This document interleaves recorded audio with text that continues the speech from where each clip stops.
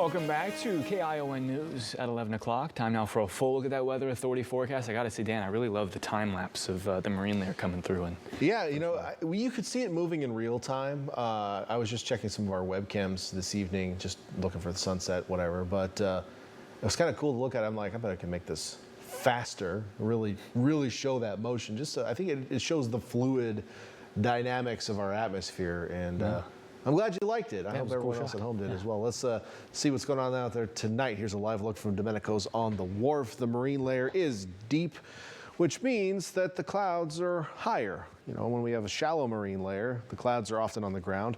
And what is a cloud on the ground, Max? What do we call it? Fog. Good job. This guy knows his stuff. So yeah, fog is just a cloud on the ground, but right now the clouds are way up high, so we don't have any fog out there. I suppose if you're in the mountains, you might have some fog, perhaps up at the top of Highway 17, some places like that, right? So right now, the lower elevations were looking pretty good. The overall weather picture shows that the high pressure area, the monsoonal high that often dominates the weather across the western U.S., is way out in Texas right now.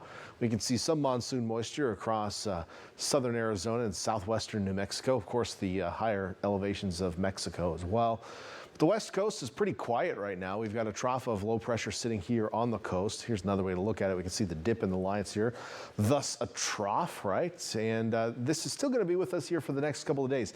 The ridge to the southeast is slowly going to be pushing back toward the west. I do expect us to warm up a little bit day by day by day by day. Especially inland here as we head through the middle portion of the week, and the trough will eventually be gone and high pressure will strengthen here over California. Latest model trends are showing even warmer weather as we head toward the weekend. I've upped my temperature forecast during this weathercast, so get ready for some spicy new numbers here in just a moment. But either way, heat expected as we head toward the end of the week. In the meantime, we've got a couple of more comfortable days to get through. First, Future Track is going to show that we'll see widespread low clouds again by the time you wake up tomorrow morning, both on the coast and for our populated inland valleys.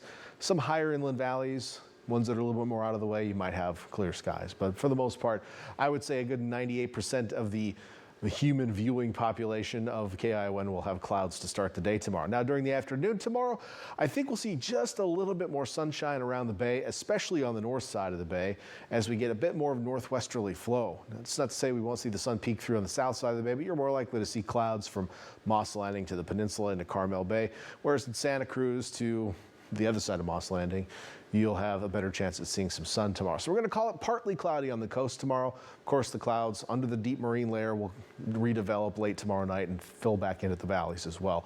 Marine layer will probably come down a little bit, but not too much tomorrow. We'll see some more compression later on in the week. Temperature forecast tomorrow, you're going to be back in the 80s in the Santa Cruz Mountain Valleys, 70s in the higher elevations down on the coast, mid 60s to mid 70s. So we only actually hit 68 in Santa Cruz today. Tomorrow with more of a northwesterly wind, I've got you in the mid 70s. So that's one area on the coast that we'll see a big warm up. Most inland areas will see a warm up between 2 to 4 degrees, I'd say. On the coast, you might not see a warm up if you're on the south side of the bay, whereas on the north side of the bay, you could be up 6-7 degrees. Low 70s Aptos to Watsonville tomorrow, 70 in Salinas, mid 80s in Gilroy, Hollister back to around 80 tomorrow, and mid 60s on the southeast side of the bay. Really around the peninsula, mid 60s as well on average across the peninsula. Again, you'll have some clouds out there, but can't rule out a little sunshine poking through at times. Down south, highs mostly in the 70s and low 80s, and the higher populated valleys and our southern and higher valleys do jump back into the mid 90s tomorrow. But really, I mean, that's seasonable, maybe even still a little cool for this time of year. So here's that 7-day forecast for coastal cities. Notice our coastal high this week, average should be around 70 degrees, and we should be pretty close to that here for the next 4 or 5 days. So within a few degrees of normal. I do have us a little bit warmer next weekend. We'll have a similar cloud configuration Tuesday and Wednesday to what we'll have tomorrow. And then by the end of the week, we'll have less cloud cover, I think.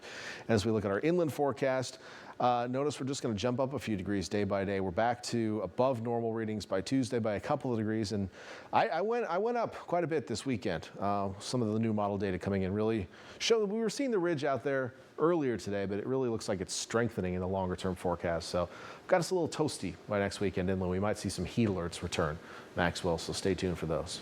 And you know, Dan, if you heard the sound of gears turning, that was me overthinking your question about the fog. What do you call a cloud on the ground? I know now.